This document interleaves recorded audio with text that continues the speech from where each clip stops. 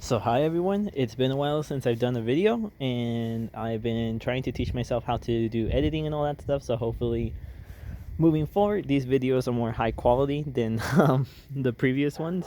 But today we are going to be doing some bulb planting. It's going to be a two-parter, and for this first part I'm going to be planting these guys.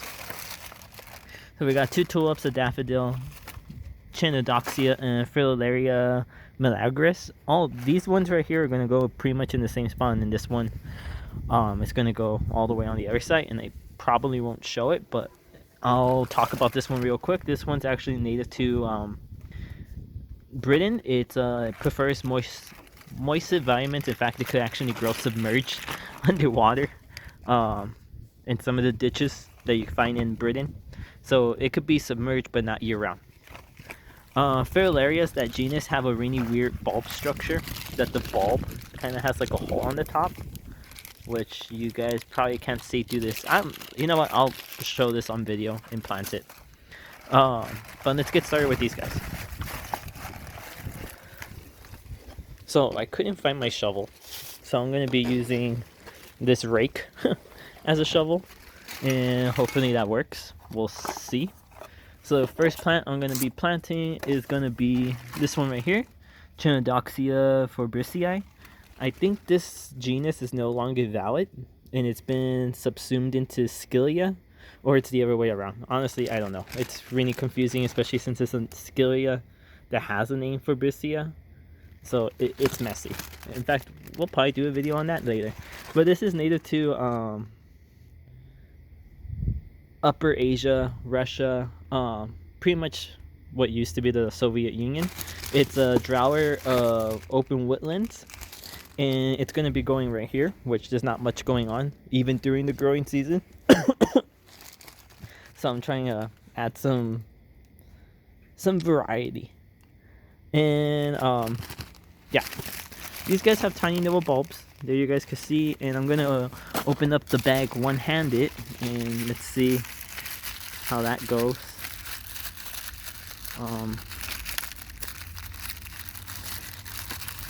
So all these plants are geophytes, which means that they have a storage organ. Actually, let's see. Okay, I got the bag open. So this is a storage organ that the plant uses for when conditions are not very favorable. So usually these guys will grow, like I said, this is native to woodlands. So it grows during the spring before the trees wake up, because the trees are going to compete for light and water. So it's trying to beat the trees. So this is a true bulb. A bulb is like onions, that it's modified leaves that are mounted together around the central stem.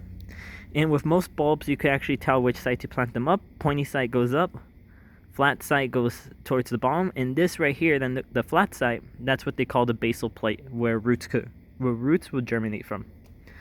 You could actually cut these into sections, and as long as it has a root plate, it'll make a bunch more bulbs. But I don't want to do that. I kind of just want instant gratification, and I also want to get out of the cold. So what I'm going to do is I'm going to scrape up a little bit of the soil, just like that, and make a little trench. And that's the nice thing, that there's nothing really growing here. This that I'm hitting is a short-lived perennial that self-seed all over the place. Trying to remember the name of it, and I can't remember the name. Oh, I'm going to put it like that. That, boom. And usually the rule of thumb is to plant the bulb at least twice its own depth, so twice the height of the bulb deep. I usually plant a little bit more shallow, and then the bulb itself could figure out. A lot of these bulbs have what they call contractile roots, that the roots will go down and it will drag the bulb to its preferred depth, so the plant will do the work. Because if you plant too deep, the plant can't drag itself back up. It can only go down. So that's why I prefer to go shallow. And what I'm doing is I'm planting them in little clumps, so it kind of looks like they popped up on their own. And hopefully these guys actually get pollinated by something, produce seed, or reproduce asexually via producing baby bulbs, and boom, I forgot one. And they'll spread around in this area, and then later on this year I'll plant stuff on top. So the next plant we're going to plant is going to be a daffodil. Everybody loves daffodils. There's been some minor controversy about daffodils, because I know some of the like pollinator associations early on, they were saying that, yeah, plant them to benefit the pollinators for early season. But in some studies done by, I think, like Cornell, Yale, Harvard, they were doing some studies, and it came out that yeah, daffodils don't really provide much to early season pollinators in terms of food.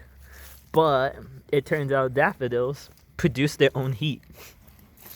So inside the bulb, well, inside the flower, it has a little what they call a corona, or a cup. So if you look at the picture, that's sticking out, that's the corona. And it turns out, the camera's gonna get zoomed. It turns out that actually produces heat that allows some of the early season pollinators to hide out in and seek shelter during adverse weather. Which nowadays, with climate change, you get pollinators that are waking up at the wrong time of year, and then of course the weather is going back and forth, so the the native bee wakes up too early, gets hit by a frost, and then dies. So these non-native bulbs, like narcissus, daffodils, might actually have a benefit to these guys by providing them shelter and allowing more individuals who wake up early to actually make it through those adverse conditions. Plus, I mean, daffodils are cool. Like, there's been hundreds of years of breeding work, a lot of history behind them. They're pretty pest resistant. They do good in the south, even if it doesn't benefit wildlife directly. It's still a nice little addition here and there. I only got 2 bulbs there, so the variety that I planted right now is Narcissus Tate. It's a pretty well-known one. It's a miniature, so it doesn't get as big as some of the other daffodils. I've had some here before, but they died out because they got choked out by that. It's my camera will focus. It's some type of clover. I don't remember the name. And it has bulbs, so it blocked the passageway for them to poke through, and it slowly suffocated them out. So I planted them here, and like I said before, I'll plant some stuff on top during the actual growing season. But Tate's pretty good. It's reliable. Probably one of the most sold daffodils out there for good reason. And it's multiplies pretty reliably and flowers pretty reliably. So I'm excited. Hopefully they make it. We have a good clump right here and then 2 right here. Hopefully these 2 join up together, and as they get bigger, I'll divide them and spread them. But we'll see. So the next 2 plants are going to be tulips. And tulips are a little controversial, because a lot of people grow tulips as an annual. And the reason why is because a lot of the highly bred ones require like special conditions. Tulips in nature are found in arid locations like the Middle East, the Mediterranean, and up until Western Asia. They prefer it hot and dry, but they need a cold period, and it's a cold period that messes them up, especially here in the south. So here I'm kind of like testing things out to see how reliably perennial some of these more cultivated varieties will be. I'm not expecting much, but I'll be very happy that they do come back year after year and multiply a little bit. Here in the south, like if you live in Texas, if you want to grow tulips, you want to go with the originals, the species, and those varieties that were bred from species. Those guys tend to be more perennial, and they tend to multiply and perennialize for you. But we'll see what happens here. So we got one called Blue Diamond, really nice double.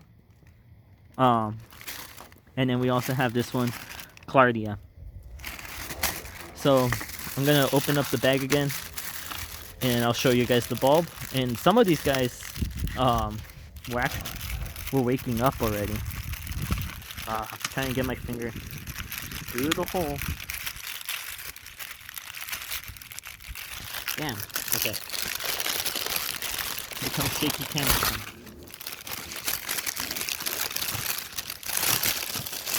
There we go. So there's the bulb, and like I said, pointy side goes up. That's where the leaves will emerge, and as you can tell, this one's already waking up. Bottom, there's the basal plate. That's where roots will come from. So my mom has this weird frog, and I'm gonna plant some of these tulips around here. And there's already plants here, so this one's gonna be a little bit more difficult to get these guys in without damaging some of the other plants. But the good thing though is I've been amending the soil for like the past couple years, so a lot of these guys, the soil is not that hard to work with, so it just takes a little dig here and there. Look, I could even do it with my hand. Look how soft the soil is. That's nice. Pat on the back to me. Big pat on the back if these things come back. So there we go. I'll plant them there. And then again, I'll plant something up top here to spill over and hide them. Another big thing that happens with the daffodils, the tulips, is that they get too much water during the growing season, and then they'll rot on you. So by overplanting them with these other perennials and annuals, the perennials and annuals will suck up excess water because they're using it during the growing season, the summer, late spring, fall, and stopping these guys from becoming waterlogged and then rotting. And again, I'm kind of planting them shallow. Actually, I'm going to go a little deeper. And then the bulb will do the work itself with those contractile roots of its that it has. And I picked these two varieties, well, first because they were the only ones available, and second because this area where I'm planting, I call it the tropical border.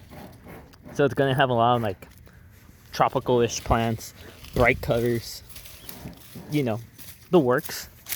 And I thought that the purples were very exotic looking. So there we go, cover it back up with some leaves. I'll get my little shovel, and then I'm gonna plant the blue diamonds right here in the front. So I want to see what's here, and what I'm gonna do is I'm actually gonna make a big old drift.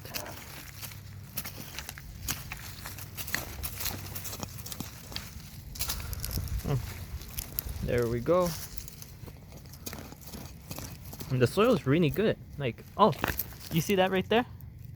That's another bulb. That's some daffodils I planted a couple of, 2 years ago. So this will be the third year they come back, and I almost killed them. So I need to be careful. So there's my dog, Lucy. Hi, Lucy. Hopefully she doesn't see me digging and end up eating the bulbs, because then she's in trouble. So I'm gonna put this down.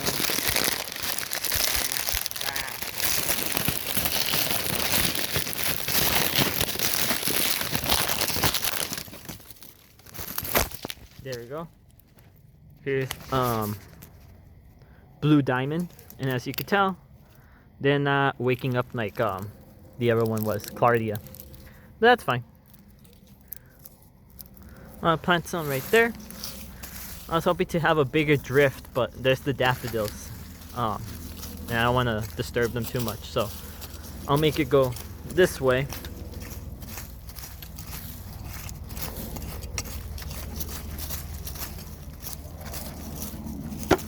And now I'm just gonna, like that, plant the next couple. There, and